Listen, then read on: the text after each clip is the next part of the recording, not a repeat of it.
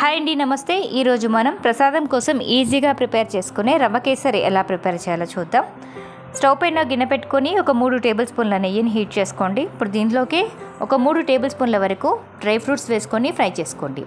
దాంట్లోనే ఒక కప్పు, ఏదైనా కప్పు కొలతతో ఒక కప్పు బొంబాయి రవ్వ వేసుకొని నెయ్యిలో మంచిగా వేయించుకోండి. ఇలా వేగిన తర్వాత అదే కప్పుతో ఒక కప్పు షుగర్ వేసుకొని ఒక 2-3 నిమిషాలు మెల్ట్ చేసుకోండి. దీంట్లోనే 3 కప్పుల వాటర్ వేసుకొని రవ్వని వాటర్లో ఉడికించుకోండి. ఇలా ఉడికిన తర్వాత ఒక చిటికెడు ఫుడ్ కలర్, ఇది ఆప్షనల్ అండి, అలాగే ఒక పావు స్పూన్ ఇలాచీ పౌడర్ వేసుకొని ఒక 4-5 నిమిషాల వరకు రవ్వని వాటర్లో ఉడికించుకోండి. ఇలా దగ్గరికి అయిపోతుంది.